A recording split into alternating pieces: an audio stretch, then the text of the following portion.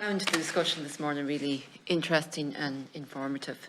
And I think what is brought home is the need to plan for the future, and that what's happened here, like there's been important discussion to this committee here about looking at an All-Ireland health system or an All-Ireland social protection system, and indeed the Shared Island Unit does very important work as well, but it's really only been tinkering around the edges.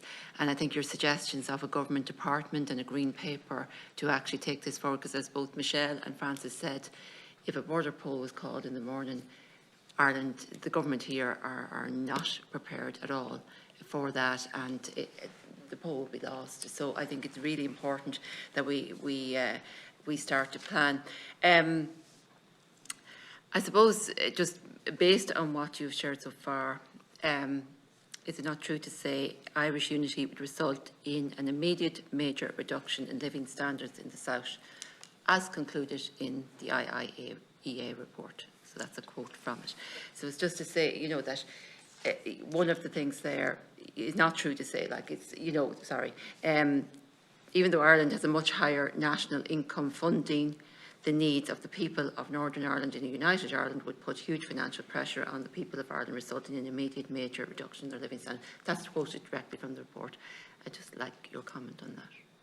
Yeah, I would think there's no basis for making that statement. I think there's no basis for, I mean, if the Southern Exchequer had to come up with 20 billion on next Monday, then yes, of course, that would be, you know, one, very challenging to say the least for the Southern Exchequer, but also would cause huge inflationary impacts in Northern Ireland. I mean, where would people spend 20 billion if it suddenly landed into the middle of an economy without planning, you know, without any sense of what you're going to spend it on? In fact, most of it put in as a straight transfer. So I think it's, you know, it's just not real in terms of that impact. My figures suggest that, you know, a year one estimate, if it was happening now, you know, allowing for a modest investment of around $1 billion a year of additional expenditure and inheriting those bits of subvention which would transfer, is about $2.5 billion. That's 3/4 of 1% of GNI, in a context where Ireland's debt GDP ratio would fall because, you know, if there's no deal on pensions, we wouldn't inherit debt. We've already got a good GDP. We can borrow relatively cheaply in international markets at the moment. It would make little or no impact on the southern economy, borrowing at the level of 3/4 of 1% to fund the short-term deficit. Then there's all the political decisions that Ella's talked about. You know, well, what would you want to do in years 2, 3 and 4? And that's, I suppose, where the Green Paper comes in. That then allows you to say, well, actually, we want a university in Derry and it has to be of this size, and we want the FE sector to be larger, and actually we do want free GP coverage for everybody or for 90% of the population, and we want it to be available quicker than 16 days, which I think is the latest average across the UK. You know, then you can put prices on those sort of things which go beyond the deficit. But the notion that it is 20 billion before you make a single decision, and that would therefore collapse the southern economy, I think there's no basis for that claim.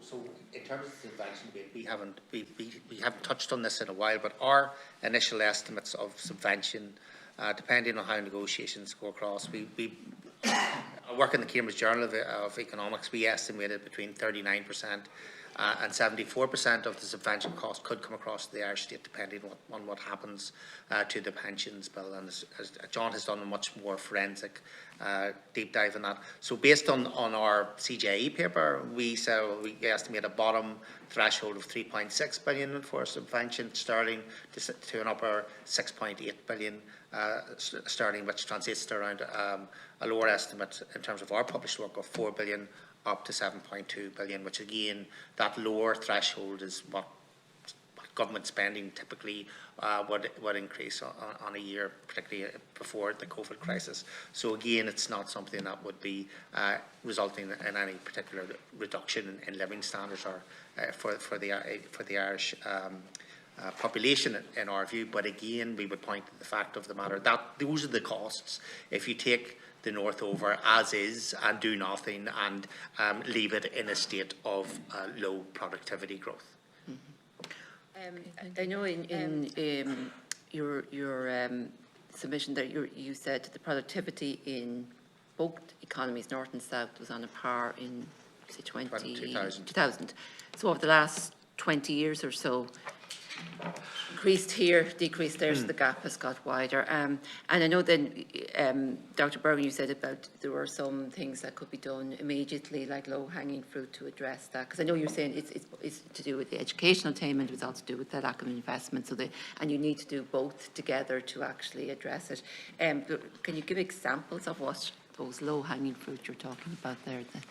I think what I said was if there was low-hanging fruit, you Oh, could implement that really quickly. I mean, so we've already talked quite a lot around education and the areas of the education sector that you might want to look at. I mean, I think in terms of industrial policy, reorientating FDI kind of policy in the north towards higher value, higher quality jobs, higher value sectors, higher value added sectors. So at the moment we see that in Northern Ireland FDI as the higher FDI intensity in areas like construction and distribution, whereas in the south we see higher FDI concentration in services and financial services and that kind of thing, which also tend to be higher paying job, better quality, higher paying jobs.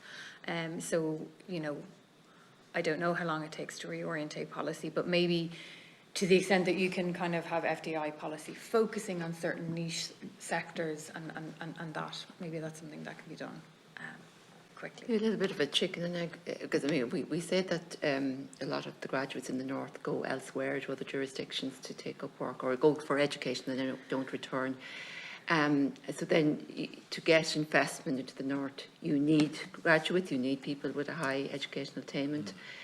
So which comes first? How do you know, to attract the graduates back? James Adele's work, you know, you can see that statistical pattern, but it's impossible from a statistical pattern to know does A cause B or does B cause A. Yeah. That's just, you know, the logic of that sort of analysis, you can't unpick it.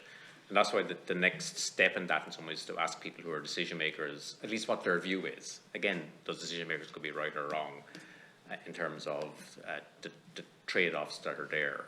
And I think this might provide an explanation as to why the model, you know, the South is like a textbook. You increase the number of graduates by 1% and you grow the economy by 1%. It's almost a straight line. It's like you teach first years practically in an economics course, and the Southern economy does what you expect it to do, and the Northern Ireland economy doesn't for whatever reason. And I think it's because of these reputational issues. It's hard to be certain, but I think that's why the chicken and egg is hard to disentangle. Those graduates won't come home unless there's well-paid jobs for them to come home to. If there's better opportunities in England, Scotland or Wales, close to the university where they studied, they settle, and they get settled after a while. So but how do you, my sense is that there's no company sitting in San Diego who did the analysis of the Northern Ireland labour market, looked at the graduate levels and thought, no, we won't go to Belfast because the graduates aren't there. I think they never even got to that point. The reputational sense that Northern Ireland was too unstable, in or out of your single market, power sharing or not power sharing, it never even got to the table as an offering. So the graduate issues is a problem, but I'm not sure it's the biggest short-term barrier because I don't think the company's ever got that far. I think it is the broader notion of having an offering. And that in some ways does require investment as well as reputational management. And in some ways in the short term, it will require an increase in public expenditure. And I think an increased subvention from the UK is the only likely, you know, it's hard to see the scale of what would be required. It's not going to be raised by water charges in Northern Ireland, whatever about the politics of it. It just wouldn't raise enough money to make the biggest difference, I don't think. So for me, I think it's the reputation and investment first would bring those graduates home and then start the reinvestment in the schooling system and the education, FE system in particular. That would then take a little bit longer to keep it going. Okay. All right. Thank you. I think there is enough capacity, even within the graduate labour market as it stands, to facilitate FDI. FDI's locating there and people going into it. When you look at the graduates who are in the north, around 40 to 50% of them are when they leave universities are going into jobs that don't require a university degree. They're overeducated, they're underutilised.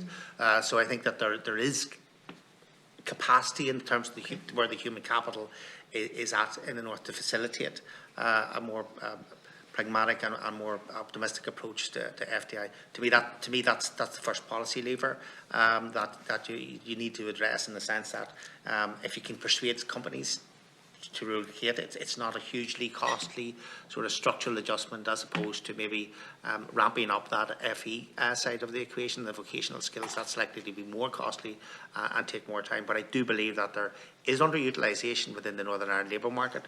There's a lot of excess capacity. So I think that in terms of the graduate side of the equation, when you look at the proportions of young people getting third level qualifications, they're broadly similar across both regions. So the system is producing enough people, I think, there to accommodate better industrial policy.